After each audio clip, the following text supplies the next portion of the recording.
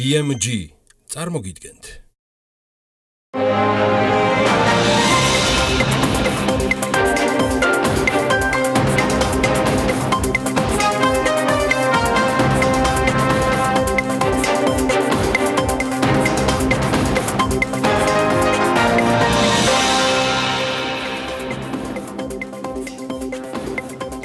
საქართველოში 29222 დოზა მოხმარებიდან ამოსაღები ვაქცინა გაიხარჯა ჯანმრთელობისთვის სავარაუდოდ საფრთხის შემცველი კონკრეტული ვაქცინის საქმეზე აუდიტის სამსახურის შემოწმების დაწყებას გეგმავს.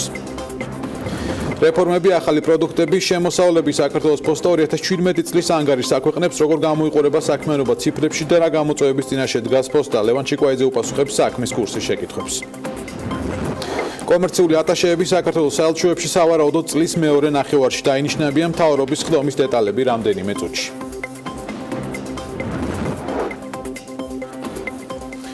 შუადღემშვიდობის საქმის კურსი იწყებს თქვენთვის პირდაპირ ეთერში მუშაობას და ამას ბექაბაციკაძე წარმოგიდგენთ. გვიყურებთ TV პირველს და გვისმენთ ჩვენი პარტნიორი რადიოების თბილისის და ჰერეთის საშუალებით 93-სა და 5-ზე და 102-სა და 8-ზე. BMG-ისთვის ექსკლუზიურად ცნობილი ხდება, რომ სავარაუდოდ საქართველოში 29222 დოზა მოხმარებიდან ამოსაღები ვაქცინა გაიხარჯა. ამის საფუძველზე სახელმწიფო აუდიტის სამსახური იმუნიზაციის პროგრამის შემოწმებას გეგმავს. ინფორმაცია სამსახურის ვებგვერდზეა განთავსებული, შეძენილი პრეპარატი, რომელმაც კანონმდებლობით დადგენილი წესით რეგისტრაცია ვერ გაიარა და შესაბამისად საქართველოს ბაზარზე დაშვების უფლება არ ჰქონდა. მიუხედავად ამისა, ბაზარზე დაშვების უფლება მოპოვებულია კომისიის გადაწყვეტილებით, რომლის თანახმად კომისიის მიერ ხარისხის დადასტურება ეფუძნება მინიმალურ სტანდარტებს ნათქვამი აუდიტის სამსახურის 2018 წლის სამუშაო გეგმის გრაფიკში. გარდა ამისა, მითითებულია, რომ გამოვლენილია გარე წყაროების მიერ გამოვლენილი მართვის პრობლემები, კერძოდ ჯანდაცვის მსოფლიო ორგანიზაციის საგანგებო რეკომენდაციით მოხმარებიდან უნდა ამოღებულიყო ჯანმრთელობისთვის საფრთხის შემცველი კონკრეტული ვაქცინა, რომელიც საქართველოს შემთხვევაში გაიხარჯა 29222 დოზის ოდენობით აღნიშნული აუდიტის სამსახურის ვებგვერდზე. გამოქვეყნებული გეგმის მიხედვით გათვალისწინებულია 2016-2017 წლებში ჩატარებული იმუნიზაციის პროგრამის შემოწმება სახელმწიფო ბიუჯეტიდან. პროგრამის ფარგლებში ორივე წელს ჯამში 32 მილიონი ლარია დახარჯული. საბოლოო პასუხი ამ საკითხთან დაკავშირებით აუდიტის მიერ მოკვლევის დასრულების შემდეგ გახდება ცნობილი. ამ თემას საქმის კურსი საღამოს გამოშვებაში კვლავ დაუბრუნდება.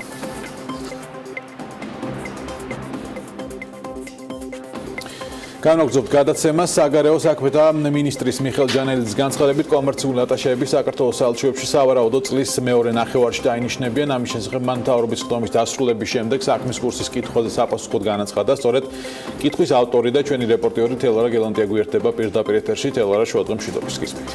ბექა, პირველ რიგში მაყურებელს შევახსენებ, რომ უკვე ცნობილია ის ქვეყნები, ადგილები, სადაც კომერციული ატაშეები გვეყოლება, ესაა თურქეთი, ამერიკის შეერთებული შტატები, ევროკავშირი, გაერთიანებული სამეფო, გალფის ქვეყნები და ჩინეთი.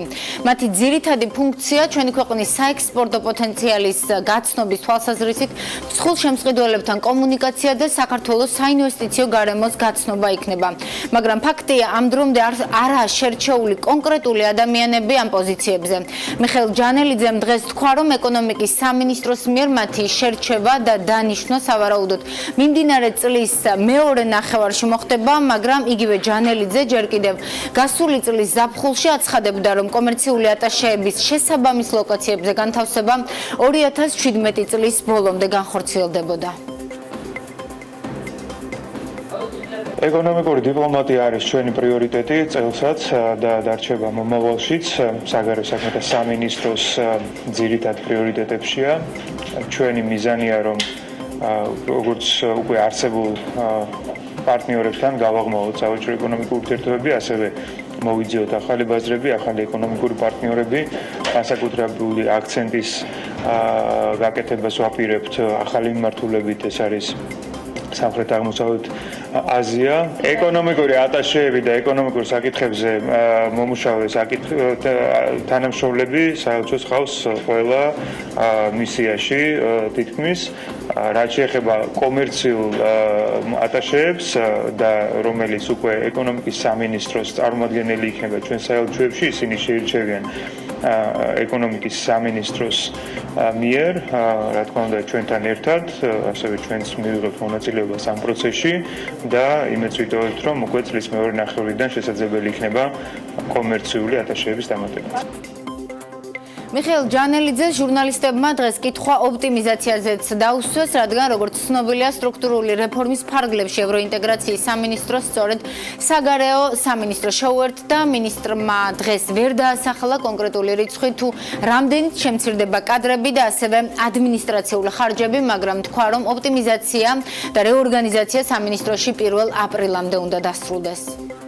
ორგანიზაცია უკვე გამოცხადებულია, ეს პროცესი აქტიურად მიმდინარეობს, ასევე მიმდინარეობს კონკურსი, შერჩევის პროცესი და ძალიან მალე ჩვენ ვფიქრობთ, რომ ეს პროცესი დასრულდება ისე რომ ორივე უწყება ერთი უკვე სტრუქტურის ფარგლებში გააგრძელებს ეფექტურად საქმიანობას. ეს ევროპული და ევროატლანტიკური ინტეგრაცია არის ჩვენი უმთავრესი პრიორიტეტი და შეიქმნება შესაბამისი სტრუქტურები უკვე საგარეო საქმეთა სამინისტროს ფარგლებში, რომელიც უზრუნველყოფს ამ პრიორიტეტის განხორციელებას შესაბამისი ადამიანური რესურსით. რა თქმა უნდა, ეს გულისხმობს ასევე საკადრო ოპტიმიზაციასაც. რეორგანიზაციის ოფიციალური ვადები არის, რა თქმა უნდა, ცნობილი, ჩვენ უნდა დავასრულოთ 1 აპრილამდე, თუმცა ჩვენ ეს პროცესი ძალიან აქტიურად ვახორციელებთ ამ პროცესს და შესაძლოა რომ მანამდეც დასრულდეს. მთავრობის დღევანდელი სხდომის დასრულების შემდეგ ეკონომიკური პროფილის არც ერთი მინისტრი არ ჩამოსულა, სხვათა შორის არც პრემიერ-მინისტრს გაუკეთებია დღეს ტრადიციული განცხადება. სხდომის შემდეგ ჟურნალისტების კითხვებს სხვადასხვა აქტუალურ თემაზე ვრცლად უპასუხა შინაგან საქმეთა მინისტრმა გიორგი გახარიამ, როგორც პირველ ვიცე-პრემიერს გახარიას ჩვენც დავუსვით კითხვა საპენსიო რეფორმაზე, რადგან სწორედ მისი ეკონომიკის მინისტრობის დროს დასრულდა მუშაობა დაგროვებით საპენსიო სისტემის შესახებ კანონპროექტზე, რომლის განხილვას პარლამენტი საგაზაფხულო სესიაზე დაიწყებს. გახარიას ვკითხეთ, უნდა არსებობდეს თუ არა რეგულირების გავლენის შეფასება ისეთ მასშტაბურ რეფორმაზე, როგორიც დაგროვებით საპენსიო სისტემაზე გადასვლა, მით უმეტეს 40 წლამდე მოქალაქეებს კანონი დაავალდებულებს ამ სისტემაში ჩართვას. შეგვიძლია მოვისმინოთ ვიცე-პრემიერის მოკლე კომენტარი.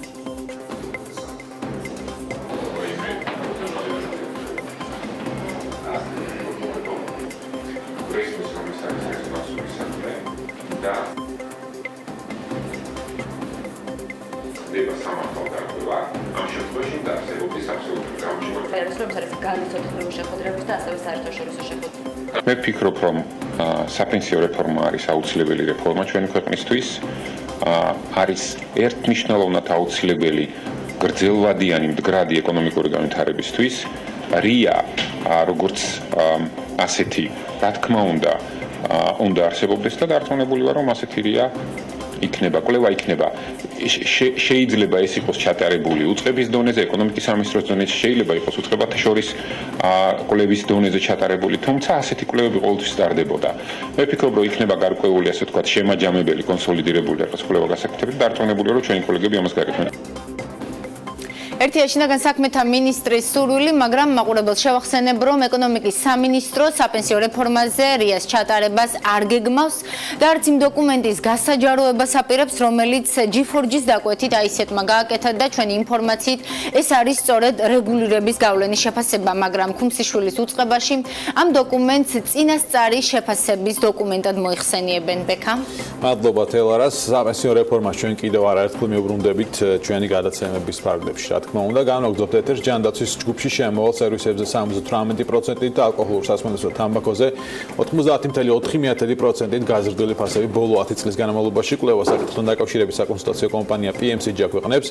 გიორგი ხიშტოვანია ჩვენი სტუმარი. შუადღემ შვიდობის ბატონო გიორგი, მადლობა პირველ რიგში გადაცემაში მონაწილეობისათვის. დასაწყისში რო განმარტოთ, რამდენად მასშტაბური იყო კვლევა, რა ასე ვთქვათ, პროდუქტებს შეეხებოდა და შემდეგ ვისაუბროთ ციფრებზე, რომელიც კონკრეტულია და საკმაოდ შემაშფოთებელიც ზრდის მიმართულებით. ბექა მოგესალმებით, პირველ რიგში მადლობა მოწვევისთვის.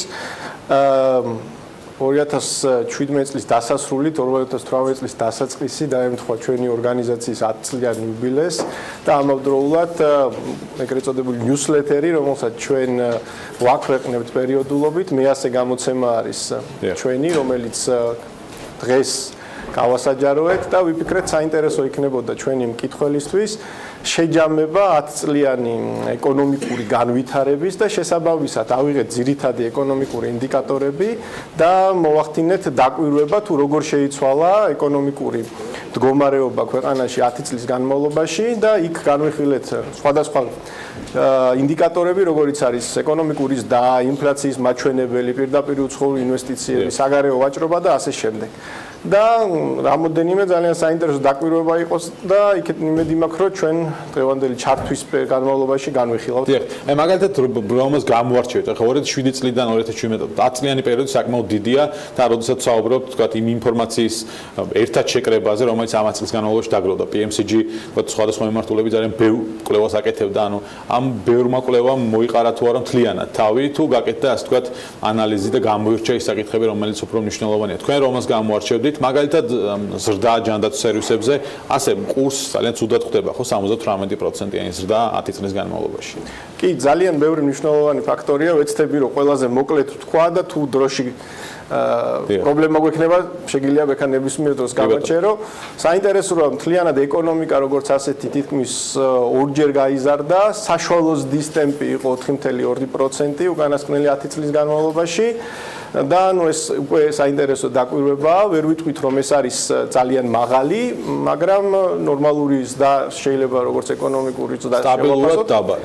ან სტაბილურად საშუალო. საშუალოზე ცოტა მაღალი შეგვიძლია ვთქვათ. საინტერესო არის აგრეთვე ინფლაციის მაჩვენებლები, საშუალოდ 4.6% იყო ინფლაციის მაჩვენებელი უკანასკნელი 10 წლის განმავლობაში, აქაც შეგვიძლია ვთქვათ რომ სტაბილურად მაღალი მაჩვენებელი გვაქვს ინფლაციის. რაც შეეხება თქვენ ნახსენებ ორ კატეგორიას, პირველ რიგში ეს ჯანდაცვის მომსახურებები და ფარმაცევტული პრეპარატების ნაწილი არის, სადაც ფიქსირდება 70-ზე ცოტა მეტ%-იანი ზრდა უკანასკნელი 10 წლის განმავლობაში. რომ აქ ზოგადად შეგვიძლია ვთქვათ, რომ ჯანდაცვა არის სფერო, სადაც მთელ მსოფლიოში უკანასკნელი 10 წლეულები ფიქსირდება ორნიშნა ზრდა, ზოგადად ჯანდაცვის ხარჯებთან დაკავშირებით, ამიტომ ჩვენ არ ვართ გამონაკლისი. უბრალოდ ეს მივიღოთ უნდა ფაქტად, რომ ეს საკითხი არის ძალიან კრიტიკული, იმიტომ რომ ისევ და ისევ დაუბრუნდები ეხება ყველაზე მოწყვლად ფენას, ხომ, როდესაც ჯანდაცვის ფასების ზრდა განსაკუთრებით მტკივნეულია. განსაკუთრებით მედიკამენტების ნაწილში არსებული საყოველთაო ჯანდაცვის პროგრამა მცირედით მხოლოდ აფინანსებს მედიკამენტების კომპონენტს და აქედან გამომდინარე მოწყვლადი ჯგუფები განსაკუთრებით დარტყმის ქვეშ არიან აქედან გამომდინარე. დიახ, ანუ შედეგებს რომელიც არის რეალურად და აქვს თავისი ობიექტურის და სუბიექტური, მაგალითად თამბაქოს დაკურსას გასაგებია რომ აქციის მატების შემდეგ და ეს პერიოდულად ხდებოდა, გასაგებია რომ ამ ხელა ზრდა არის. გვაქვს თუ არა თქვა შემცირების მაგალითები და ამ შემცირებას რა ობიექტური მიზეზები აქვს? შემცირების მაგალითები თითქმის არ გვაქვს. ტრანსპორტი არის მაგალითად ერთ-ერთი მიმართულება, სადაც მცირე შემცირებას ვაფიქსირებთ, მაგრამ როგორც ესეთი ნორმალური ფაქტია, რომ 10 წლის განმავლობაში ფასები იზრდება და ასეთი მცირე ზომის და ეკონომიკაში ზოგადად ითვლება, რომ კარგია, იმიტომ რომ ახალისებს ეკონომიკურ აქტივობას. გადავალ შემდეგ თემებზე, მინდა ყველა მოვასწრო. საინტერესო დაკვირვება არის ეროვნული ვალუტის კურსი სხვადასხვა უცხოურ ვალუტასთან. აქაც საინტერესო ტენდენციაა, ერთი მხრივ, რაც ყველაზე ხშირად ასე ვთქვათ, არის განხილვის საგანი პრესაში, მედიაში ზოგადად, ეს არის ჩვენი ეროვნული ვალუტის გაუფასურება ამერიკულ დოლართან და ევროსთან მიმართებაში. აქაც დასტურდება 10 წლის განმავლობაში ჩვენი ვალუტა 50%-ით გაუფასურდა ამერიკულ დოლართან, 1 ლარი და 26-ით თუ არ ვწდები ევროსთან, მაგრამ აქ ჩვენ ცოტა სხვა მიდგომა შევარჩიეთ და აგრეთვე სხვა სამეზობლო ქვეყნების ვალუტებთან შევადარეთ ჩვენი ეროვნული ვალუტის განვითარებას, სადაც დაფიქსირდა, რომ რუსეთთან, თურქეთთან, აზერბაიჯანთან და სომხეთის ეროვნული ვალუტებთან მიმართებაში ჩვენი ეროვნული ვალუტა ლარი არის გამყარებული და სხვადასხვა დონით თურქული ლირასთან ბევრად უფრო მეტად ვიდრე მაგალითად სომხურ ეროვნულ ვალუტასთან, მაგრამ ფიქსირდება, ასე ვთქვათ, საინტერესო დაკვირვებაა, რომ ჩვენი ეროვნული ვალუტა მყარდება სამეზობლოში სხვა ეროვნულ ვალუტებთან მიმართებაში, მაგრამ აუფასურდება ამერიკულ დოლართან ხომ არ დაგეცვლიეთ ანუ სხვა ვალუტების ან ჩვენი მეზობელი ძირითადად პარტნიორი ქვეყნების სავაჭრო პარტნიორი ქვეყნების ვალუტების გაუფასურება დოლართან ანუ ის მაჩვენებელი როგორ არის ამ წლების განმავლობაში ესაც ხო არ შეადარეთ ეს არ შეგვიდარებია მაგრამ შეგვიძლია ლოგიკურად ვიმჯელოთ რომ მათი ეროვნული ვალუტა მეტად გაუფასურდა დოლართან და ევროსთან ეს არის ჩემი ვარაუდი ვიდრე ჩვენი და აქედან გამომდინარე ჩვენი ვალუტა არის გამყარებული მათთან მიმართებაში ძალიან საინტერესოა საგარეო ვაჭრობა საგარეო გაზრდილია თითქმის 2.5-ჯერ უკანასკნელი მოცულობა მთლიანი უკანასკნელი 10 წლის განმავლობაში მაგრამ ვერ ვიტყვით რომ მნიშვნელოვანი ცვლილებები გვაქვს როგორც თავარ პარტნიორებთან ვაჭრობის მიმართულებით აგრეთვე პროდუქციასთან პარტნიორები რჩებიან როგორც წესი იგივე ესეც არის ძირითადად ჩვენი სამეზობლო ქვეყნები როცა ამ საგარეო ვაჭრობებს საუბრობთ ამ მზარდ რიცხვებზე რომელიც 2017 წელს იყო თავარი პრობლემა სახელდება ის რომ პროდუქტების შემონათვალი არ იზრდება თქვა დამატებული ღირებულება რომ შემოვიტანოთ ქვეყანაში და ანუ ძირითადად პარტნიორი ქვეყნების შემონათვალის ანუ კარგი მაგალითია თქვა ეს 10 წლიანი პერიოდიც ხო ალბათ რომ იმიტომ რომ დავაკვირდეთ მაგალითად ვაჭრობის კონტექსტში ექსპორტი სხვადასხვა მომენტი არის ჩვენ კვლევაში აი ექსპორტის ნაწილში მაგალითად გამოწვეული იყო ის რომ თურქეთი იყო პირველ ადგილას 2007 წელს, მაგრამ ძირითადი მიზეზი ამის იყო რუსეთთან ემბარგო, რუსეთის ემბარგო ქართულ პროდუქციაზე, მას შემდეგ რაც ემბარგო გაუქმდა, რუსეთი ისევ გახდა ჩვენი პირველი პარტნიორი, რაც შეეხება ჩვენი პროდუქციის ექსპორტს და ამ შემთხვევაში შეგვიძლია ვთქვათ, რომ პირველ ათეულში მაგალითად საექსპორტო ჩვენი პროდუქციის ექსპორტის ქვეყნებს, საექსპორტო ქვეყნებში არის ძალიან მცირე ცვლილებები, მხოლოდ 3 ქვეყანა შეიცვალა, ისიც ძალიან მცირე წილის მქონე, მაგალითად კანადა ჩაანაცვლა ჩინეთმა და ასე შემდეგ. ანუ შეგვიძლია ვთქვათ, რომ სერიოზული ცვლილებები, რაც შეეხება ერთი მხრივ პროდუქციაში არ მომხდარა მათ წლის განმავლობაში პროდუქციის ექსპორტს და მეორე ქვეყნებს, სადაც ხორციელდება ჩვენი ექსპორტი, სერიოზული ცვლილებები არ გვაქვს. კი ბატონო, დიდი მადლობა გილოცავთ იუბილეს PMCG-ს. გიორგი ხიშტოვანი იყო ჩვენი სტუმარი, მადლობა მას გადაცემაში მონაწილეობისათვის, ვემშვიდობები და განვაგრძობთ ეთერს. საქართველოს ეკონომიკის და მდგრადი განვითარების სამინისტრო შეპეს საქართველოს პოსტისთვის 2017 წელი მეტად მნიშვნელოვანი იყო, გატარდა მრავალი რეფორმა, დაინერგა ახალი პროდუქტები და განხორციელდა წარმატებული პროექტები, რის შედეგადაც კომპანიამ წელი მნიშვნელოვანი ზრდით დაასრულა. ასე იწყება საქართველოს პოსტის წლიური ანგარიში, რომელიც 15 იანვარს გამოქვეყნდა, რას მიიჩნევს უწყება წარმატებულ საქმიანობად და რა გამოწვევების წინაშე დგას საქართველოს პოსტის ხელმძღვანელი ლევან ჩიკვაიძე საქმის კურსის პირდაპირ ეთერში შევადგმოთ ბატონ ლევან, მადლობა გადაცემაში მონაწილეობისათვის. პირველ რიგში არ შემიძლია არ დავიწყო თემით, რომელიც აუდიტის სამსახურის შემოწმებას ეხება, რომელიც როგორც ვიცით უკვე მიმდინარეობს პოსტაში, რა საკითხებს შეისწავლის აუდიტის სამსახური და რა პერიოდს ეხება მისი ინტერესი. შევადგმშვიდობის, დიდი მადლობა სტუდიაში მოწვევისთვის. კითხვასთან დაკავშირებით სულ რამოდენიმე დღეა რაც სახელმწიფო აუდიტის სამსახურმა დაიწყო საქართველოს პოსტის საქმიანობის შესწავლა.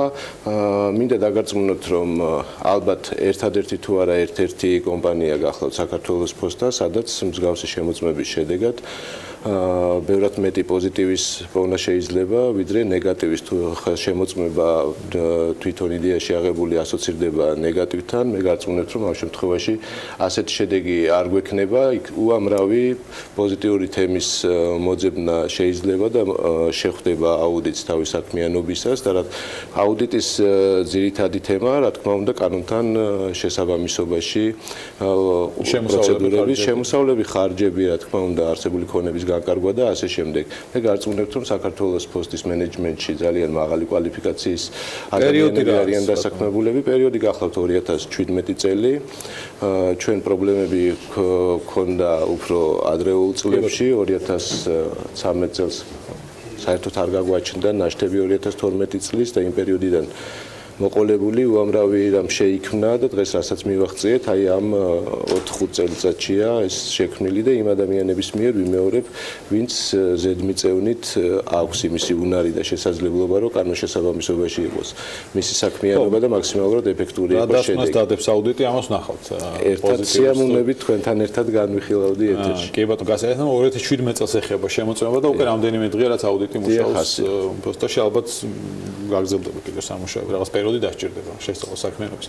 კარგი, 2017 წლის ასე ვთქვათ ფინანსურ მაჩვენებლებზე მინდა რომ კითხოთ დავიწყოთ და შემდეგ ახალ პროექტებზე და გეგმებზე, რომელიც 2018-ში გაქვთ. ფინანსური მაჩვენებლები როგორია 2017-ში, იმიტომ რომ რეალურად ვთქვათ პოსტას შემოსავლების და მოგების კუთხით ჰქონდა პრობლემები 2013-2014 წლებში. 2015 წელი მოგებით დავამთავრეთ და მას შემდეგ 2015 წლის შემდგომ ყოველწლიურად მზარდია მოგება, ისევე როგორც ბიუჯეტში შენატანები. 2017 წელიც გახლავთ ბევრად მაღალი ბრუნვით, ვიდრე გასული წელი და რაც ყველაზე მნიშვნელოვანია, გამოირჩევა 2017 წელი იმით, რომ საქართველოს მოსახლეობამ სრული ნდობა გამოუცხადა საქართველოს პოსტას და პროდუქტები როგორც ქვეყნის შიგნით გამოიხატება იმ მაჩვენებლებში, რომელიც მაგალითისთვის შიდა ბრუნვა გაზრდილია, აქ საუბარი მაქვს საფოსტო გზავნილებზე 9%-ით, ქვეყნიდან გარეთ გაგზავნილი პროდუქცია 34%-ით არის გაზრდილი, ქვეყანაში შემომავალი 24%-ით და ყველაზე მნიშვნელოვანი, რასაც ყველაზე დიდ ყურადღებას ვაქცევთ, ეს არის 136%-იანი ზრდა სატრანზიტო საფოსტო გზავნილების. მომავალი წელი იქნება გამოწვევის წინაშე ვდგავართ, ეს გახლავთ ტერმინალი, რომელიც აუცილებლად უნდა ააშენდეს საქართველოს პოსტის არსებული ტერმინალის მიმდებარე ტერიტორიაზე, რადგან გამტარუნარიანობა ამაღლების გარეშე, აი მე რაც დაგისახელეთ 136%-იანი ზრდა სატრანზიტო გზავნილებში, ეს არის ძირითადი მიზანი იმ გეოგრაფიული მდებარეობის გამოყენებით საფოსტო გზავნილების სატრანზიტო ბიზნესის ზრდისა და ამიტომ ინვესტიცია უნდა განხორციელდეს.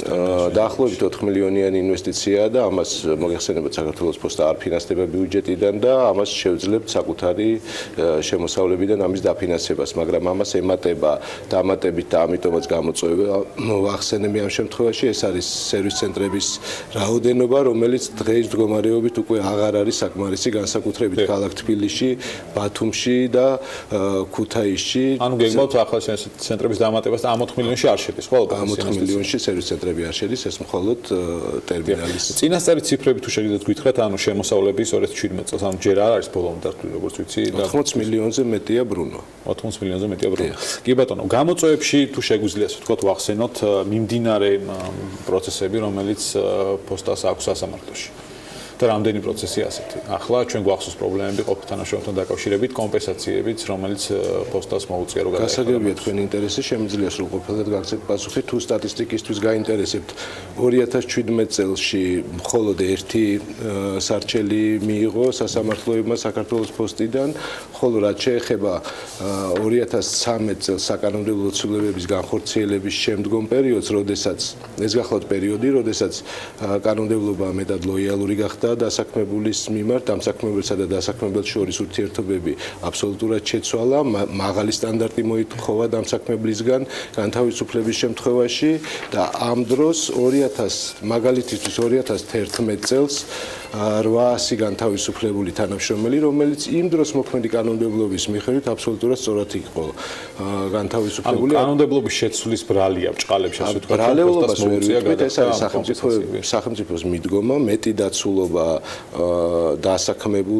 დასაქმებულის მიმართ, ხოლო სასამართლომ უკუქცევითი ძალა მისცა გაავრცელა წინა პერიოდზე და სამწუხაროდ ვიტყვი იმას, რომ 3 წლიანი ვადა გამოიყენა გასაჩივრების და 2011 წლიდან ყველას მიეცა საშუალება 2 წელიწადი და 11 თვის შემდეგ შეეტანა სარჩელი სასამართლოში და მოეთხოვა კომპენსაცია და ის ტენდენცია, რომ დასაქმებულის სასარგებლოდ გადაწყვეტილიყო დავა, ამ შემთხვევაში სასამართლომ საკმაოდ დიდ რაოდენობას მილიონამდე კომპენსაცია გაკეთებული, მაგრამ უფრო მეტი სიცხადისთვის ჩანაცვლების შედეგად გამომიშოვებული თანხით იმ ადამიანებმა, ვინც დღეს არიან დასაქმებული, მათ შეძლეს რომ დაეფინანსებინათ როგორც საკუთარი სახელფასო ფონდი, ასევე განვითარებისთვის ინფრასტრუქტურაში ჩაედოთ თანხა და ასევე გადაეხადათ იმ ადამიანებისთვის, ვინც მანამდე იქნა განთავისუფლებული. ეს კიდევ ორ ნაწილად შეიძლება გავყოთ ბატონო ბექა ეს თემა ახლა.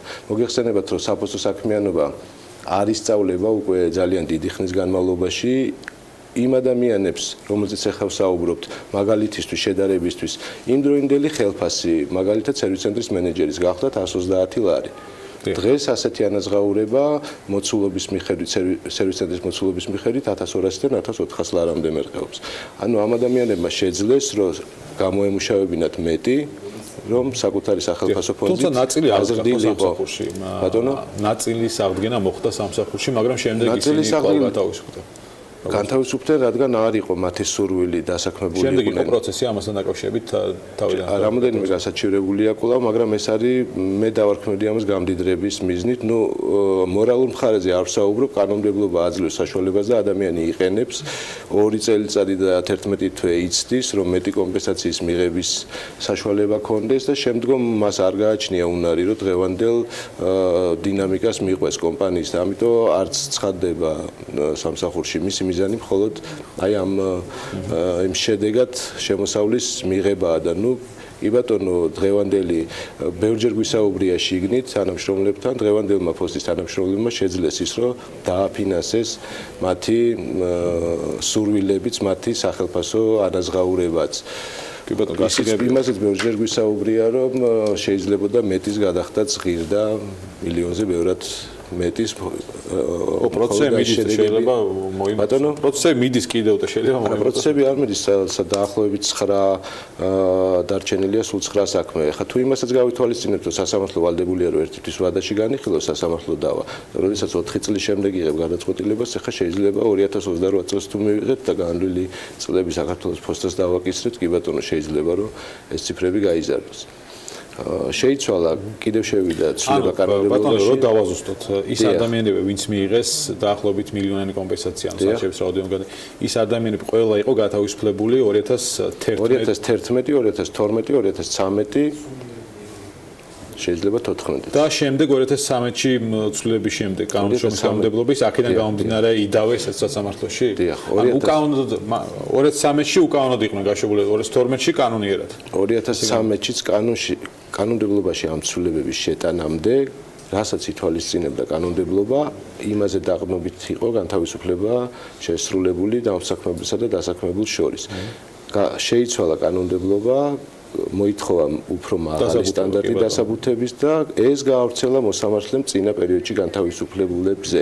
800 ადამიანი 2011 წელს განთავისუფლებულს ყველას მიეცა საშუალება რომ შეეტანა სარჩელი. ანუ შედარებით დაბალი სტანდარტით იყვნენ გაშვებული, რასაც მანამდე ითვალისწინებდა კანონი. დიახ. ლატარის კომპანიას უნდა კითხოთ, ანუ დღეს ლატარის კომპანია არსებობს და თქვენ ხართ ისევ ხელმძღვანელი, რა საქმიანობას ეწევა თუ საერთოდ გაჩერებული ლიცენზია რომ გაიყიდა შესაბამისად. სამართლებრივად კომპანია არსებობს, თუმცა აღარ აქვს მას გათამაშების ორგანიზების ლიცენზია. ლიცენზიის მფლობელი გახლავთ ექსკლუზიური მფლობელი სხვა კომპანია.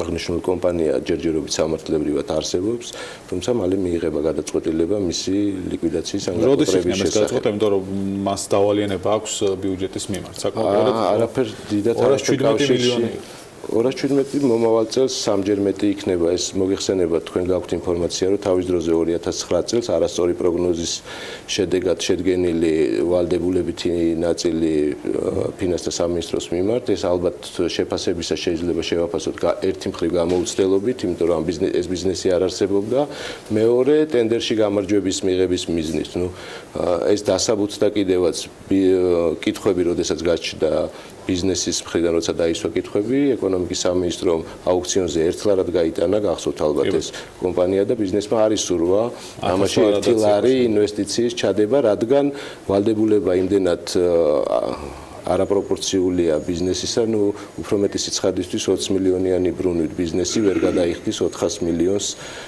ვალდებულებას ნებისმიერი კონტრაქტორის მიმართ. დიახ, ანუ ამ ვალს რა ბედიელის შემოეწერება თუ ის შეცდომა რაც 2009 წელს დაუშვეს კონტრაქტით ალბათ მომავალში იმის საშუალებას მისცემს ამ ბიზნესში მონაწილეობის მსურველსაც და სახელმწიფოსაც რომ უფრო გამოცდილი ექსპერტების ნამუშევარზე დაყრდნობით განსაზღვროს სალიცენზიო მოსაკრებელი და გადასახადი და არა ესე ჰაერზე აღებული ციფრებით, რომელიც შემიძლია ისევ მაგალითისთვის მოგიყვანოთ მთლიანი სახელმწიფო ფონდით საქართველოში არსებული კერძო სექტორში და საჯარო სექტორში სრულად რომ შეიძინოთ ლატარიის ბილეთები, მაინც ვერ გადაიხდის. ლატარის კომპანიასთან დაკავშირებით ამი გეგმები გაქვთ სამომავლო თუ არა არ შეიძლება ამ კომპანიას გეგმები ქონდეს პროფილური ბიზნესის მიმართულებით.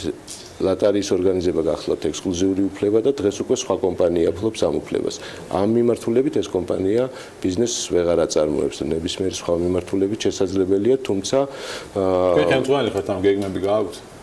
ამ შემთხვევაში დამფუძნებლის გადაწყვეტილებაა მისაღები და კომპანია ჩემი ინფორმაციით ძალიან მალე მიიღება გადაწყვეტილება ლიკვიდაციის ან გაკოტრების შესახებ. და შესაბამისად დავალიანებაც ამ შემთხვევაში უნდა განულდეს. ამის გამოც მიიღება გადაწყვეტილება ბატონ ლევან თუ სხვა მიზეზთან. ბატონ ბექა, ამ დავალიანებას ვერ გადაიხდის ვერც ეს კომპანია და ასეთი გადასახადს რო ვერ გადაიხდიდა სხვა ბიზნესიც, ამიტომაც 1 ლარის ინვესტიციაც არ მოხდა.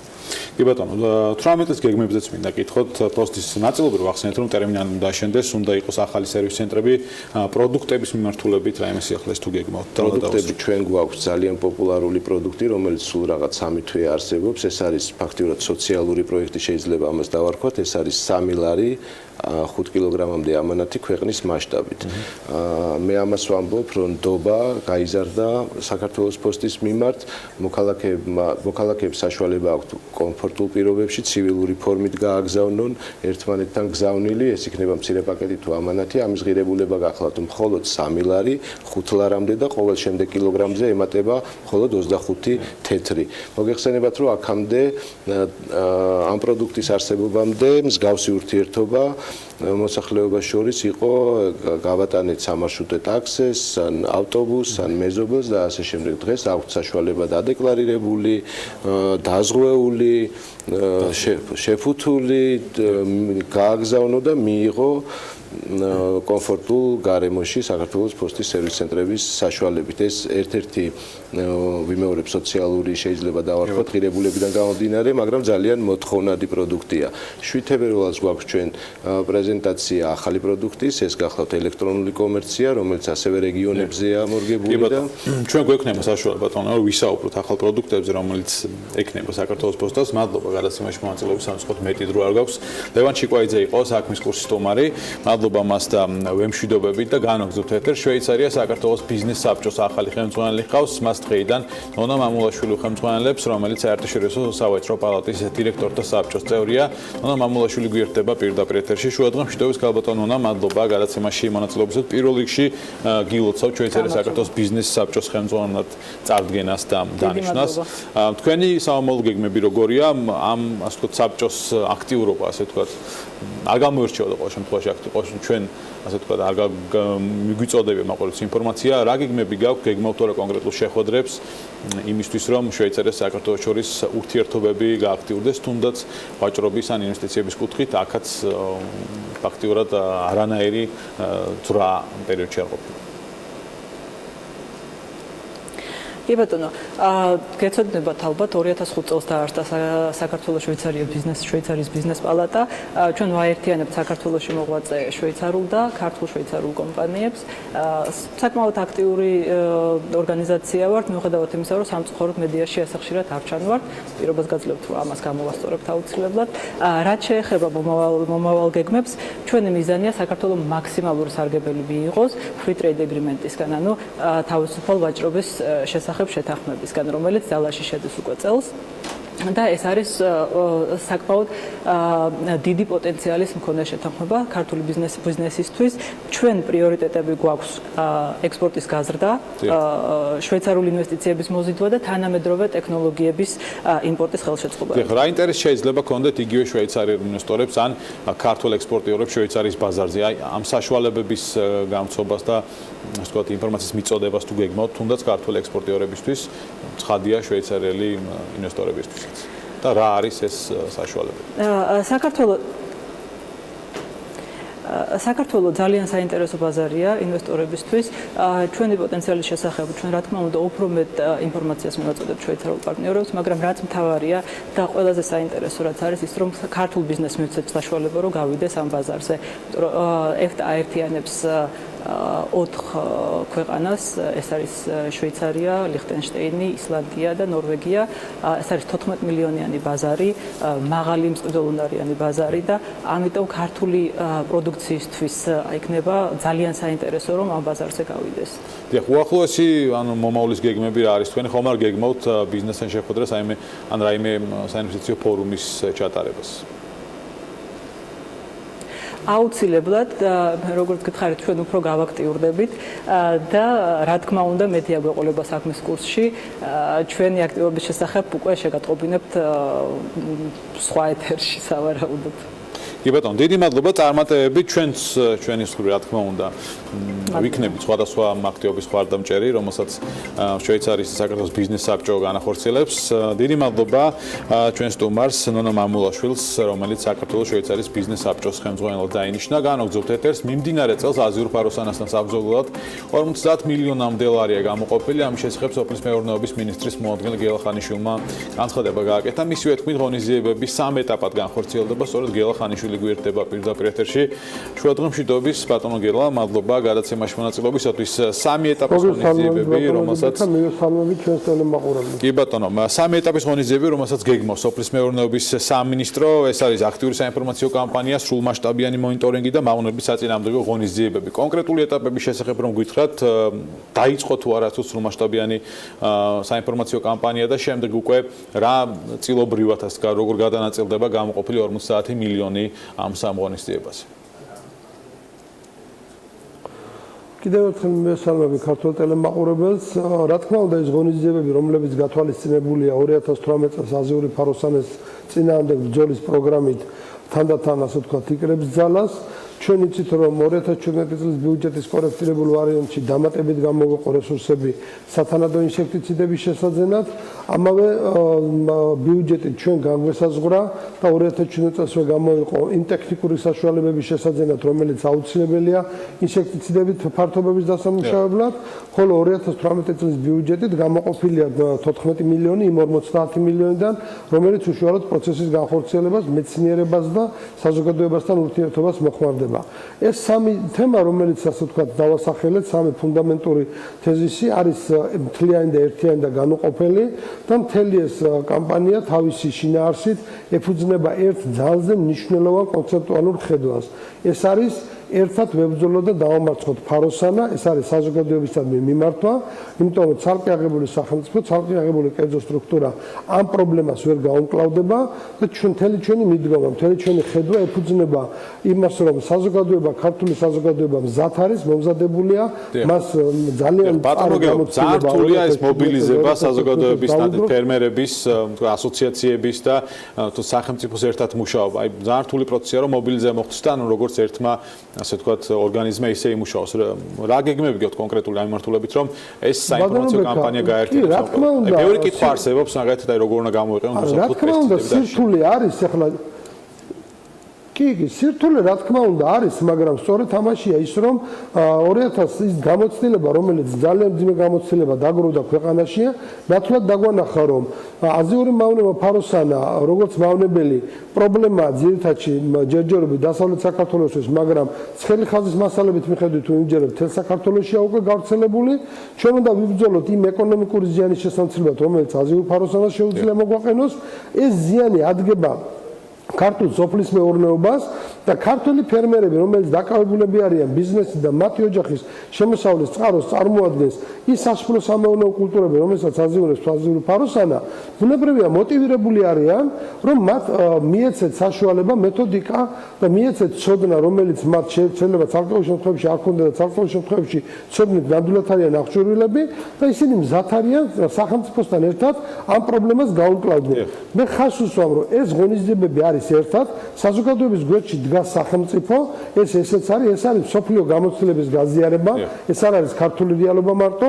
ჩვენ და სამწუხაროდ აზიური ფაროსანა გავრცელებულია იტალიაში, ესპანეთში, შვეიცარიაში, საფრანგეთში, თურქეთში, ჩვენ მეზობელში, ამერიკის შეერთებულ შტატებში.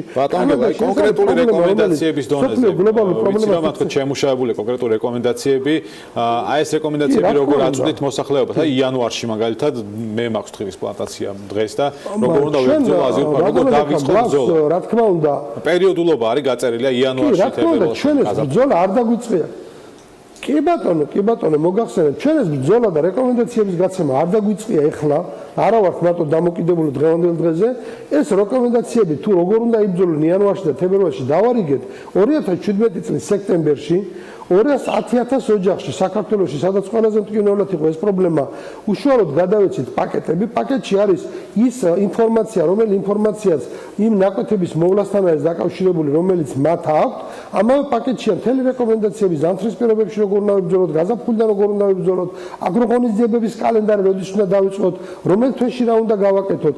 ეს არის პროგრამა, რომელიც ჩვენ შევიმუშავეთ, ეს არის 2017 წლის, 2018 წლის პროგრამა, მაგრამ რა თქმა უნდა, მის საფუძველი არის 2017, ეს დინამიური პროგრამაა, ვითარდება და ჩვენ იმ მემკვიდრეობას, რაც შევიძინეთ, ცოდნა კონსულტანტებმა, რაც მოგწეს და რაც უკვე საქართველოს პრაქტიკულმა რეალობამ დაგვანახა 2018 წელს გამოვიყენეთ, ამ პროგრამის შემუშავებაში ჩართულია საქართველოს ამ მიმართულებით არსებული ინტელექტუალური პოტენციალი, ეს არის მეცნიერება, ეს არის მეცნიერებათა აკადემია, სამთავრობო სტრუქტურები, სამინისტროები, დღეს განხილვა ჰქონდა პარლამენტში, ისე რომ საზოგადოების ყველა ის ფენა, რომელსაც შეუძლია მოგწეს რეკომენდაციები ჩართულია და რაც თავარია ეს ეფუძნება თვითოულ რაიონში არსებულ ინფორმაციის მოპოვებას, თვითოულ ფერმერულ ოჯახში ჩვენ მივდიოდით სოფლის რწმუნებულების მეშვეობით. დიდი მადლობა ბატონო გილა. კიდევ გვექნება ჩვენ საშუალება რომ ორგანიზებებს, რომელსაც სოფლის მეურნეობის სამინისტრო თქო დაინტერესებულ პირებთან, ფერმერებთან და სხვა ასოციაციებთან ერთად ახორციელებს, ვისაუბროთ ჩვენი გადაცემის ფონზე. იმედია რომ ეს ბრძოლა თქო ფაროსანასთან 12 რაუნდი არ გაგრძელდება და ცოტა ადრე მერვე რაუნდში ნოკაუტით გავა. არა, მე ერთი რამე მინდა ვთქვა ბატონო ბაქა, თუ გაქვს ერთი წუთი სულ, აზიური ფაროსანი არ გვაქვს დაახლოებით წამი შეიძლება ეს არის ძალზე სერიოზული ბრძოლა, სადაც საზოგადოებამ უნდა იბრძოლოს და ჩვენ ყველამ უნდა ვიცოდეთ, რომ ჩვენი ბრძოლა მიმართულია, რომ მაქსიმალურად შევამციროთ ეკონომიკური ზიანი, მაგრამ ეს არ არის სამწუხაროდ ერთწლიანი პრობლემა. ეს არის პრობლემა, რომელიც მრავალწლიან ასპექტში უნდა განვიხილოთ და აქ საზოგადოების და სახელმწიფოს ჩართულობა არის უმნიშვნელოვანესი. კი ბატონო, დიდი მადლობა. გელა ხანიშვილი სოფლის მეურნეობის მინისტრის მოადგილე საუბრობდა საქმის კურსის პირდაპირ ეთერში. ჩვენ რეკლამის შემდეგ დაგიბრუნდებით საინტერესო თემებით, ასე რომ დაგველოდეთ დროებით.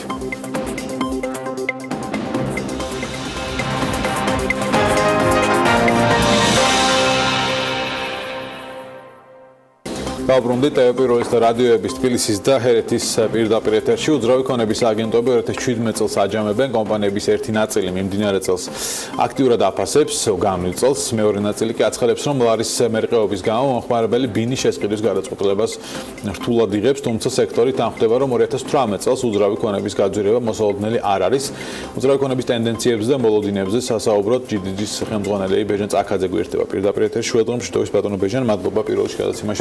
2017 წელი რომ შევაჯამოთ, ჩვენ გქონდა საშუალება რომ გვესაუბროთ 17 წელს მიმდინარე ტენდენციებზეც და თქვენ აღნიშნავდით თუ არ ვცდები რომ აი მოლოდინის რეჟიმში მაინც არის მოსახლეობა ბინების ყიდვასთან დაკავშირებით.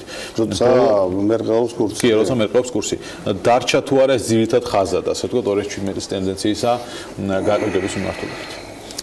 მოგესალმებით, მივესალმებით ტელემაყურებლებს, მიულოცავ კავლილი შობა ახალ წელს და უსურებ ჯანმრთელობას და ხვავსა და ბარაკას. ეხლა რაც შეეხება 2017 წელს ლარის კურსი, აი თუ არ ჩავთვლით ბოლო პერიოდს, ბოლო ნოემბრის და დეკემბრის დასაწყისში, მოყოლებული თებერვლის თვიდან სტაბილური იყო ამ პერიოდში. უკვე შეიქმნა მოსახლეობაში უკვე განცდა რომ სტაბილურია ლარი და ამ შემთხვევაში ეს ერთ-ერთი ძირითადი პირობაა იმისა რომ მოხდეს ბინების რეალიზაცია. როცა ლარი მერყეობს, რა თქმა უნდა, მოლოდინის რეჟიმშია მოსახლეობა და ის ელოდება ყოველთვის რომ დასტაბილურდეს ლარი და უშლის ხელს და ერთ-ერთი ძირითადი ფაქტორია იმისა რომ რეალიზაცია. როცა იპოთეკური სესხით ხდება. რა თქმა უნდა, იპოთეკური სესხი ძირითადად იძლევა დოლარებში და მათ უკვე ბანკებიც რეგულაციებს 100,000 ლარამდე ლარშია პრინციპში. კი, 100,000 ლარამდე ლარშია, კი, მაგრამ 100,000 ლარი რო გადავიყვანოთ დოლარში, არ ამგონია რომ ამით ბინების ბევრი, ერთოთახიანი ბინა შეიძლება ქალაქგარეთ შეიძინო, მაგრამ ძირითადად არ ხდება ამის ალბათ. ძირითადად სეგმენტს მაინც უწევს რომ დოლარში აიღოს. რა თქმა უნდა, ძირითადად სეგმენტს უწევს რომ დოლარში აიღოს. ამ შემთხვევაში ჭირს, რა თქმა უნდა და ეს ცუდია ამ შემთხვევაში სამშენებლო ბიზნესისათვის. თუმცა მე ვფიქრობ, რომ ამ წელიწადში, ამ წლის რეალიზაციას თუ გადავხედავთ, რეალიზაცია გასულ წელთან შედარებით მოიმატა. ფასებმა მე ვერ დავეთანხმები, რომ ყველა რაიონში და ყველა უბნაში შემცირდა. ძირითადად ეს შემცირდა ქალაქის გარეუბნებში, იმიტომ რომ იქ გაცილებით მეტია მიწოდება ვიდრე მოთხოვნა. ხოლო რაც შეეხება ცენტრალურ უბნებში და განსაკუთრებით ისტორიულ ზონებში ფასებმა აიწია. და მე ვფიქრობ, რომ მე ძირითადად მოლოდინი როგორ იყო 2018-ში ფასების მე ძირითადად ოპერირებ ქალაქის ისტორიულ უბნებში და ცენტრალურ უბნებში. მე ვფიქრობ, რომ ისტორიულ უბნებში კიდევ უფრო გაძვირდება და საგრძნობლად გაძვირდება, იქიდან გამომდინარე, რომ ძალიან ცოტა ესეთი ადგილები, რომელიც შეიძლება მოიძიოს მშენებელმა. საქმეს დღეს ქონდა ეს თემა, ტექნიკურ რეგლამენტს ეხებოდა, რომელიც სახელმწიფო საფრთხების ნორმების გამკაცრებას თვალისწინებს და ანუ ესეც რეალურად იქონიებს გავლენას, ასეთ იყო ერთ-ერთი ბიზნესმენის პოზიცია. თქვენც ფიქრობთ თუ არა, რომ ახალი რეგულაციები, რომელიც უნდა ტექნიკური რეგლამენტი, რომელიც თვალისწინებს, რომელიც შევიდა უკვე ძალაში, ესეც გამოიწვევს გარკვეულწილად ფასების ზრდასვლა. თავისთავად გამოიწვევს, მაგრამ არა მგონია, რომ ეს ძალიან დიდი პროცენტი იყოს, იმიტომ რომ თქვენ წარმოიდგინეთ ახალი რეგულაციებით უკვე სახანძრო სისტემისათვის საჭირო იქნება 2 კიბის უჯრედი, რომ სახანძრო და ჩვეულებრივი მოსახლეობისათვის სასიარულო ჩვეულებრივი კიბის უჯრედები. ეს ამცირებს სარეალიზაციო ფართს. და ამავე დროს იზრდება თვითღირებულება მცირედით, მაგრამ მცირედ იზრდება, იმიტომ რომ მოაწყო ის მეორე კიბის უჯრედი. ნუ ეს თავისთავად გამოიწვევს მცირედით და დაახლოებით ალბათ იქნება 2-დან 3%-მდე. მაგრამ ეს აუცილებელი არის ჩემი აზრით და ეხლა თავდაპირველ ვარიანტში შეიტანილი იქნა ცვლილებები, ჯერ იყო 4 სართულზე 4 სართული ჩათვლით, რომ ფასი ვთქვათ დეველოპერმას და მოხმარებელსაც უსაფრთხოებაში ამ შემთხვევაში უნდა გადაიხადოს და ეს ფასია, რომელიც ვთქვათ ადეკვატურია ეს შემთხვევაში. კი ბატონო, დიდი მადლობა ბატონო ბეჟან, წარმატებებს გისურვებთ რა თქმა უნდა 2018 წელსაც და დარწმუნებულ კიდევ მოგვეცემა საშუალება უძრავი ქონა ის ტენდენციებს ასაუბროთ. ბეჟან წაკაძე იყო ჩვენი სტუმარი. გადაცემის ბოლოს სასტუმრო რუმს თბილისში კომპანია Georgian Water and Power-მა პრესკონფერენცია გაამართა, სადაც კომპანიის წარმომადგენლებმა გარდაბნის გამწმენდი ნაგებობის მოდერნიზაციაზე ისაუბრეს. აღნიშნულ პროექტში GVP $60 მილიონ ინვესტიციას ახორციელებს. თემის დეტალები ვნახოთ სიუჟეტში, გიტოვებთ სიუჟეტს და გემშვიდობებით საღამოს 22 საათს და 45 წუთამდე დროებით. ნახვამდის მადლობა გულით. კომპანია Georgian Water and Power-მა გარდაბნის გამწმენდი ნაგებობის მოდერნიზაციის თემაზე პრესკონფერენცია გამართა. პრესკონფერენციაზე კომპანიის წარმომადგენლებმა იმ სამუშაოებზე ისაუბრეს, რომელიც ნაგებობის მოდერნიზაციის ფარგლებში მიმდინარეობს. მისი რეაბილიტაციისთვის GVP უპრეცედენტო $60 მილიონ ინვესტიციას ახორციელებს. რეაბილიტაციის დასრულების შემდეგ გარდაბნის გამწმენდ ნაგებობაში კომუნალური წყლების გაწმენდა ევროდირექტივით განსაზღვრული ტექნიკური რეგლამენტის მიხედვით მოხდება, რაც გარემოზე ზემოქმედებას შეამცირებს და მდინარეების ეკოლოგიურ მდგომარეობას გააუმჯობესებს. პროექტის ფარგლებში არსებული ტექნოლოგიური აღჭურვილობა და დანადგარები სრულიად გამოიცვლება და რეაბილიტაციის შემდეგ კომუნალური წყლის გაწმენდა მოხდება ევროდირექტივით განსაზღვრული ტექნიკური რეგლამენტის მეშვეობით, რაც თავისთავად საქართველოს ევროპასთან ასოციაციის ხელშეკრულებით განსაზღვრული მთავარი მიზნების მიღწევაში დაეხმარება. გარდაბნის გამწმენდი ნაგებობა ქალაქის კომუნალური წყლების გაწმენდასა და გაწმენდილი წყლების ბუნებაში დაბრუნებას უზრუნველყოფს, რაც რამდენიმე საფეხურიანი პროცესისგან შედგება. შესაბამისად, რეაბილიტაციის დაწყებას ეკოლოგიური მიმართულებით უმნიშვნელოვანესად აფასებენ ექსპერტები. პროექტი არის ძალიან მნიშვნელოვანი მდინარე მტკვრის წყლის ხარისხის გაუმჯობესების თვალსაზრისით. მოგეხსენებათ, მტკვარი გახლავთ ტრანსსასაზღვრო მდინარე, ასევე მტკვრით სარგებლობს აღმოსავლეთ საქართველოს რეგიონები. განსაკუთრებით აღსანიშნავია და მისასალმებელია, რომ ევროკავშირის წევრი ქვეყნების საუკეთესო კომპანიები ღებულობს მონაწილეობას, რომელსაც აქვს გამოცდილება 80-მდე ქვეყანაში ოპერირებენ და ეს არის ძალიან მნიშვნელოვანი. ნაგებობის მოდერნიზაციის სამშენებლო სამუშაოებს ავსტრიული კომპანია Strabag ახორციელებს, რომელიც მსოფლიოს 80 ქვეყანაში ოპერირებს. პროექტს ზედამხედველობას კი გერმანული კომპანია Schlegel უწევს.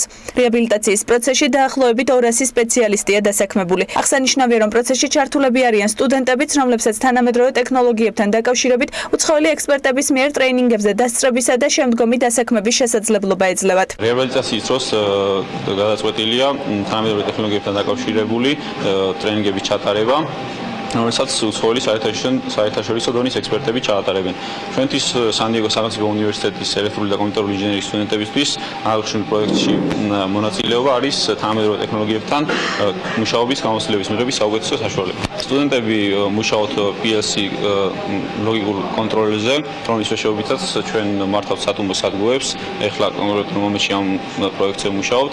ასე ვართ ტექნიკური პროექტების განვითარების ჯგუფი და ყველანაირი ტექნიკური პროექტი, რაც კი Georgian Water and Power-ს სამმართველოს აგეგმილი, ასე ვთქვათ, ჩვენ მუშაობთ ამ პროექტებზე. ჯორჯიან მოთანან ფაუერი გარდაბნის გამწმენდი ნაგებობის რეაბილიტაციას ნიდერლანდების განვითარების ბანკისა და გერმანიის საინვესტიციო და განვითარების საზოგადოებისაგან მიღებული გრძელვადიანი სესხის ნაწილით აფინანსებს.